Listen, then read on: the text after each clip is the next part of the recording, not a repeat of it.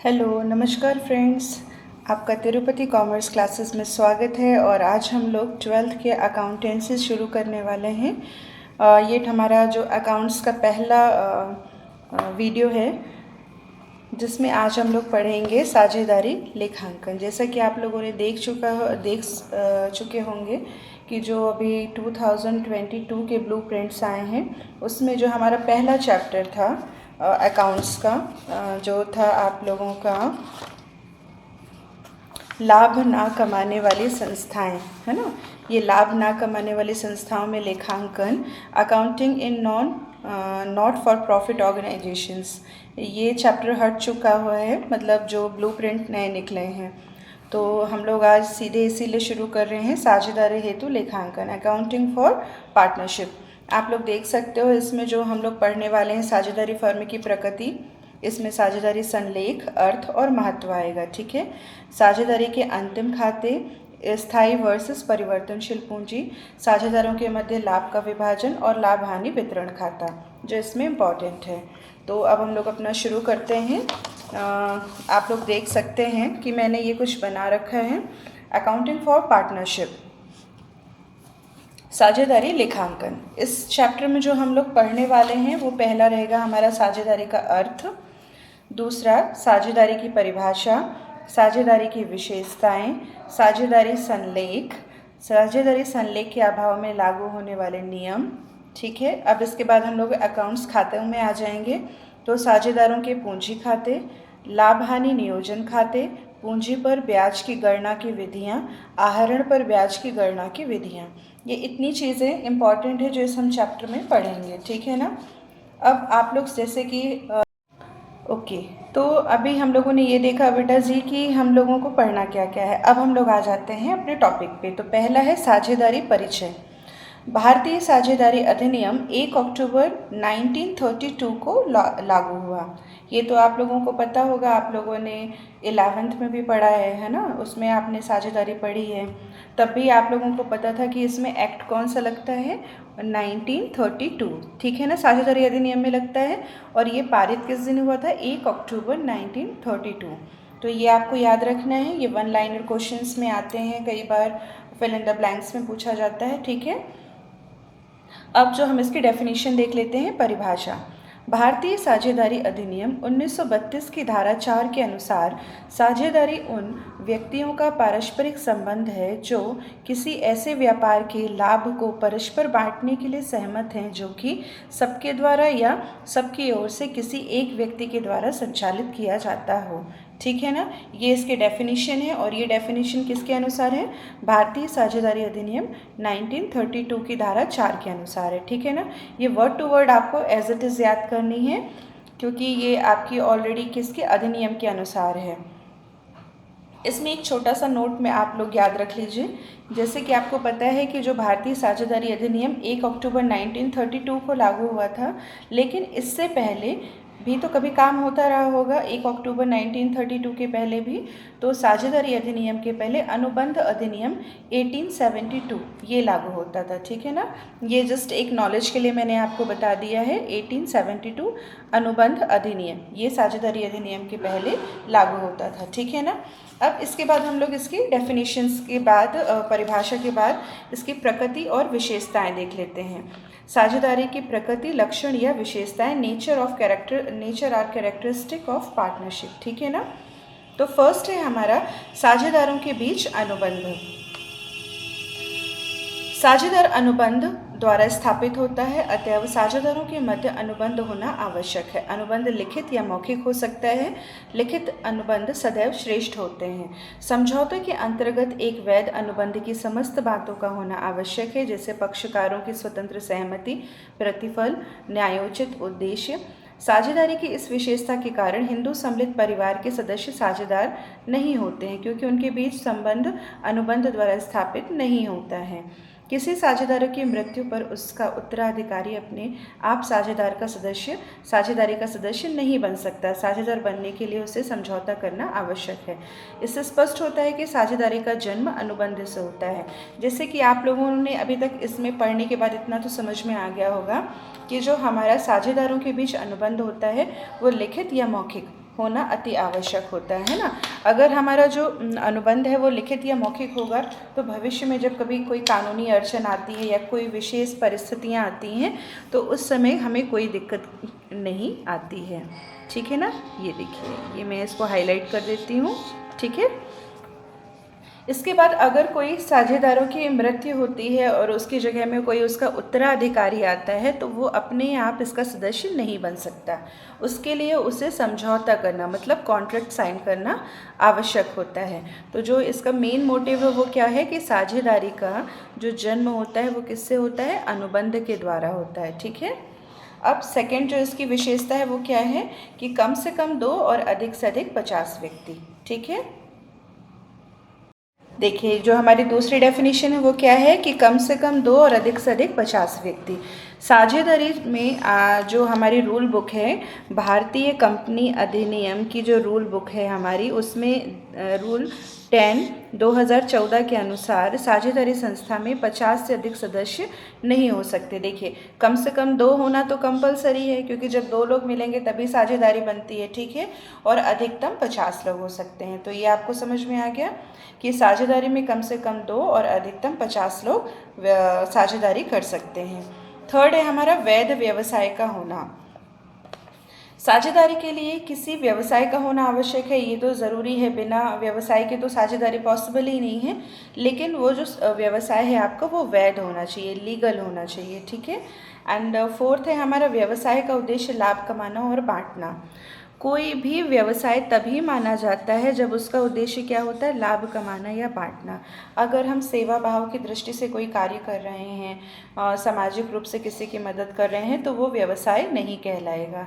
व्यवसाय तभी कहलाएगा जब उसका उद्देश्य लाभ कमाना होता है और बांटना होता है। ठीक है। एंड फिफ्थ है व्यवसाय का संचालन सबके द्वारा या किसी एक के द्वारा अर्थात साझेदारों में स्वामी प्रतिनिधि का संबंध होना।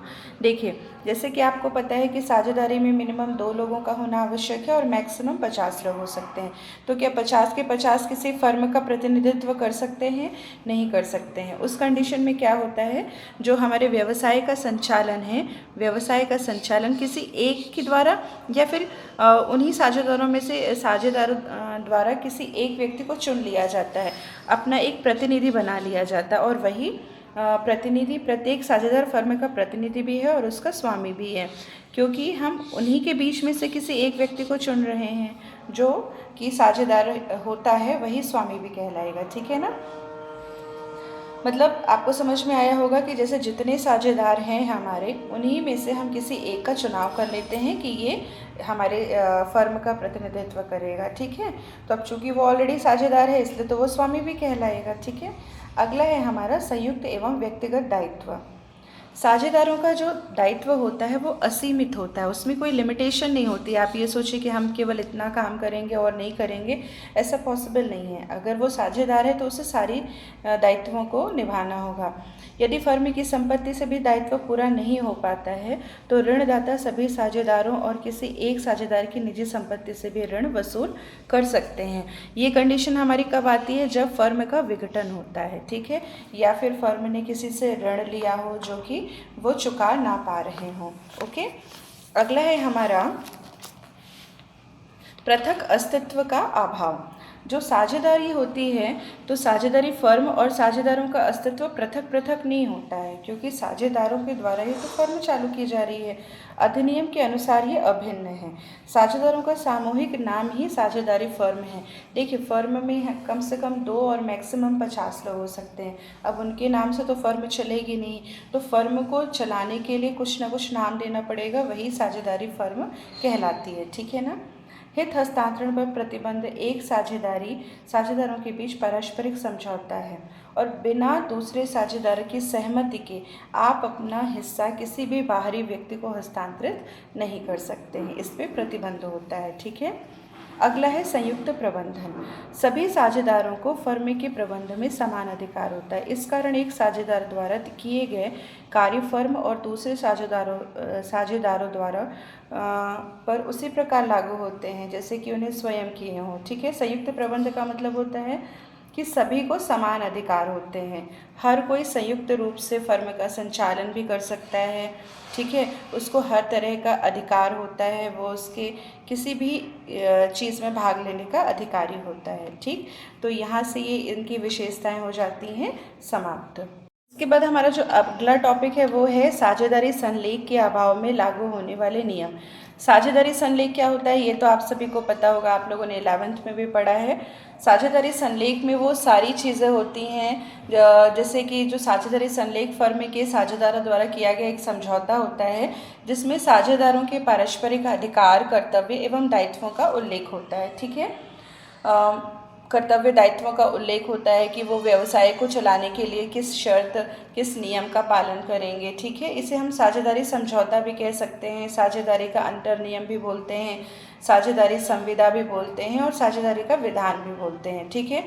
ये आप सभी ने पढ़े हैं। अभी जो हम लोग देख रहे हैं वो क्या देखने वाले हैं कि अगर हमने साझेदारी संलेख नहीं बनाया है, ठीक है, और फर्म में आपस में जो साझेदार हैं उनके बीच में किसी तरह का वाद विवाद होता है, तो उस कंडीशन में साझेदारी संलेख के अभाव में लागू होने वाले कुछ नियम होते हैं, हम उनको देख लेते हैं, ठीक है। पहला, लाभ हानि का विभाजन। जब हम लोगों ने कोई भी समझौता नहीं किया है कि किस अनुपात में लाभ का विभाजन होगा, तब साझेदारी संलेख में बराबर बराबर, मतलब आप कितना भी उसमें पूंजी का इन्वेस्टमेंट किए हैं, आप कितना भी दे रहे हैं समय अपना, लेकिन अगर संलेख नहीं है तो उसके अभाव में सभी को बराबर बराबर लाभ हानि मिलता है, ठीक है। पूंजी पर ब्याज, तो पूंजी पर कोई ब्याज नहीं दिया जाएगा किसी को भी, वो किसी ने कितनी भी पूंजी लगाई हो उसे किसी भी प्रकार का कोई ब्याज नहीं दिया जाएगा। आहरण पर ब्याज, किसी से कोई ब्याज नहीं लिया जाएगा। वेतन, बोनस, कमीशन, अगर कोई साझेदार दिन भर भी अपना पूरा समय भी साझेदारी को दे रहा है या कुछ भी कर रहा है और बदले में वो चाहता है कि उसे वेतन, बोनस या कमीशन मिले, तो वो उसे नहीं मिलेगा, ठीक है। साझेदारों के ऋण पर ब्याज, तो 6% वार्षिक या फिर 0.50% प्रति माह, यही प्रति माह है जो इसको अगर हम 12 से मल्टीप्लाई करेंगे तो 6% आ जाएगा हमारा। अगर किसी साझेदार ने मतलब व्यवसाय को बढ़ाने के लिए या किसी और वजह से ऋण दिया हुआ है व्यवसाय को, तो उसको 6% वार्षिक की दर से हम एक्स्ट्रा ब्याज पे करेंगे, ठीक है। व्यापार संचालन, तो सभी साझेदारों को बराबर का अधिकार होता है कि सभी व्यापार का संचालन करें, ठीक है। फर्म की पुस्तकें देखने, निरीक्षण व प्रतिलिपि लेने का अधिकार सभी को होता है। कोई भी साझेदार फर्म की सभी पुस्तकों में क्या आते हैं, बही खाते, जो हम लोग ये अकाउंट्स बनाते हैं उसका निरीक्षण करना, प्रतिलिपि, ये सभी चीज़ों का अधिकार सभी को होता है। तो ये तो मैंने एक आपको शॉर्ट फॉर्म में बता दिया कि कोई भी साझेदार अगर साझेदारी संलेख नहीं है तो क्या क्या कर सकते हैं, ठीक है ना। ये अगर हम बुक की लैंग्वेज में देखें तो ये देखिए, इसमें सामान्य नियम में क्या है, व्यापार का संचालन सभी संचालन कर सकते हैं, फर्म की संपत्ति का उपयोग सभी कर सकते हैं, निजी लाभ का हिस्सा, प्रतिस्पर्धा, क्षतिपूर्ति, साझेदारी का अवकाश, ये ठीक है। लेखांकन में लाभ का वितरण सभी को बराबर मिलेगा, पूंजी पर ब्याज, आहरण पर, उसी को मैंने आपको इजी तरीके से बता दिया है, ठीक है। अब इसके बाद हम लोग जो देखने वाले हैं, यहाँ तक तो आप लोग समझ चुके हैं, साझेदारी की परिभाषा हमने समझी, ठीक है, उसकी विशेषताएं देख ली, साझेदारी संलेख के अभाव में होने वाले जो भी अभाव में नियम रहते हैं वो हमने समझे। अब बारी आती है हमारी, जो हम लोगों ने सबसे शुरू में बात करी थी कि साझेदारों के पूंजी खाते। आपको पता होगा कि जो साझेदार होते हैं हमारे, हम लोग दो तरह से साझेदारी संस्था में पूंजी खाते बनाते हैं, ठीक है। एक पहला होता है हमारा स्थायी पूंजी खाता, पूंजी मतलब जिसे हम कहते हैं फिक्स कैपिटल। इसमें लेकिन दो पार्ट्स होते हैं, एक तो कैपिटल अकाउंट, दूसरा करंट अकाउंट, और एक होता है हमारा परिवर्तनशील पूंजी, ठीक है। तो ये देखिए मैं आपको दिखाती हूँ, ये कैपिटल अकाउंट ऑफ पार्टनर्स, साझेदारों की पूंजी खाता और उसको रखने की विधियाँ, इसको हम लोग दो भागों में डिवाइड कर लेते हैं। फर्स्ट होता है हमारा स्थिर या अपरिवर्तनशील पूंजी खाता विधि, इसको हम कहते हैं, और एक होती है हमारी परिवर्तनशील पूंजी खाता विधि, ठीक है। इसको फिक्स कैपिटल अकाउंट मेथड बोलते हैं। तो इसको हम दो भागों में, मतलब जो हमारा स्थिर पूंजी खाता विधि होता है ना, उसमें दो अकाउंट्स बनाते हैं। एक तो पूंजी खाता कैपिटल अकाउंट, चालू खाता करंट अकाउंट, ठीक है ना। अब इसको हम लोग बुक में देख लेते हैं।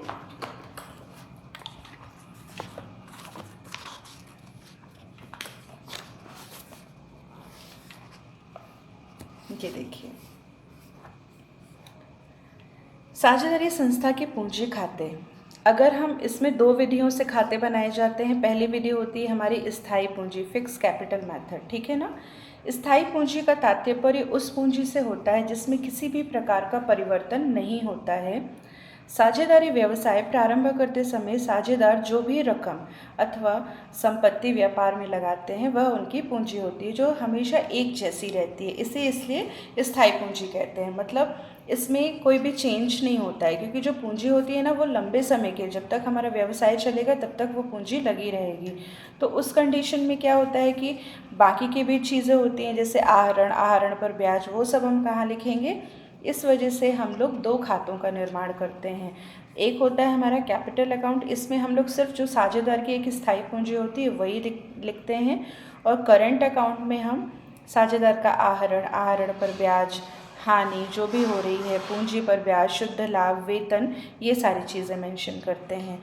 इसका फॉर्मेट मैं आपको दिखा देती हूँ। देखिए, ये हमारा पार्टनर्स कैपिटल अकाउंट है। इसमें आप देख सकते हो कि by balance, BD capital, bank capital introduced, जो भी हमारा रहता है वो हम यहाँ पे, जैसे अगर एक या दो पार्टनर हैं तो हम लोग पार्टनर्स के भी अलग अलग कॉलम बनाते हैं। सबसे पहले इधर हम डीआर लिखते हैं, इधर सीआर, आपको पता होगा ये डेबिट साइड, ये क्रेडिट साइड, ठीक है। ऊपर हम लिख देते हैं पार्टनर्स कैपिटल अकाउंट। फिर एक कॉलम होता है हमारा डेट का, जिस भी डेट को बन रहा है, पर्टिकुलर्स, इधर पे आप देख सकते हो to bank cash payment withdrawals, अगर हम कभी कोई विड्रॉवल करते हैं देन हम उसमें लिखते हैं। और ये जितने भी आपके पार्टनर हैं, 1 2 3 4, उसके हिसाब से ये कॉलम्स बनते हैं। जैसे इसमें दो पार्टनर्स को मेंशन कर रहे हैं, P1 P2। फिर हम डेट डालेंगे, यहाँ पे बाय बैलेंस BD होता है, बैंक कैपिटल इंट्रोड्यूस्ड, जितनी भी कैपिटल वो लगा रहा है, ठीक है ना, यहाँ पे हम लिख देंगे। उसके बाद बाय बैंक कैश एडिशनल, जैसे कभी भी मान के चलिए आपके व्यवसाय को और एक्स्ट्रा पूंजी की आवश्यकता है, वो और ज़्यादा कुछ पूंजी बैंक या कैश के थ्रू दे रहे हैं, देन फिर वो हम लिखेंगे। और उसके बाद बैलेंस करके बाय बैलेंस CD निकाल देंगे, ठीक है। तो ये हमारा होता है पार्टनर्स कैपिटल अकाउंट। इसमें सिर्फ और सिर्फ कैपिटल को मेंशन करते हैं, एक तरफ जो उसने कैपिटल लगाई है, या फिर अगर वो और एक्स्ट्रा कैपिटल लगा रहे हैं तो वो यहाँ हम लिखेंगे। अगर कभी कोई विड्रॉवल करते हैं तो वो हम इधर करके इसको, इन दोनों को जोड़ देते हैं, यहाँ पे जो भी टोटल आता है उससे इसको माइनस कर देंगे, तो आपका बैलेंस CD मिल जाएगा, ठीक है ना। अब इसके बाद आप देखोगे, एक तो ये हमारा क्या हुआ, पहला partners capital account, and next है हमारा ये दूसरा पार्टनर्स करंट अकाउंट। अब आपको पता चल गया होगा, अब जब कैपिटल अकाउंट हमने बनाया तो बाकी की चीज़ें लिखने के लिए भी हमको एक अलग अकाउंट बनाना पड़ेगा, उसको कहते हैं हम पार्टनर्स करंट अकाउंट। इसमें भी सेम यही प्रोसीजर, इधर DR इधर CR, पहला कॉलम हमारा डेट का हो गया, दूसरा पर्टिकुलर, इसमें पार्टनर्स P1 P2, फिर ये जितने भी पार्टनर्स होंगे उसके हिसाब से कॉलम बढ़ जाते हैं। अब आपको मैं बताती हूँ, जो हमारा क्रेडिट साइड होता है उसमें हम वो सारी चीज़ें लिखते हैं जो पार्टनर्स को मिलती हैं, ठीक है, जिससे पार्टनर्स की जो कैपिटल है वो बढ़ती है। जैसे by balance CD opening credit balance, ये तो आपको पता ही होगा। फिर बाय इंटरेस्ट ऑन कैपिटल, अगर कैपिटल में किसी तरह का इंटरेस्ट मिल रहा है, सैलरी मिल रही है, कमीशन मिल रहा है, ठीक है। फिर ये by profit and loss appropriation account, ये भी अब मैं आपको आगे बताऊंगी कि जैसे आपको पता ही होगा कि कोई भी, जितने भी व्यवसाय होते हैं उसमें आपको लाभ या हानि होती ही होती है, तो अब वो हम कहाँ दिखाते हैं, प्रॉफिट एंड लॉस अकाउंट में दिखाते हैं। लेकिन ये क्या है, जो आपका profit and loss appropriation account बनाया जाता है उसमें हर साझेदार को उसके पास उसका जो हिस्सा है, मतलब उसको कितना लाभ मिल रहा है, वो अलग से निकाला जाता है और वो लिखते हैं हम लोग, ठीक है।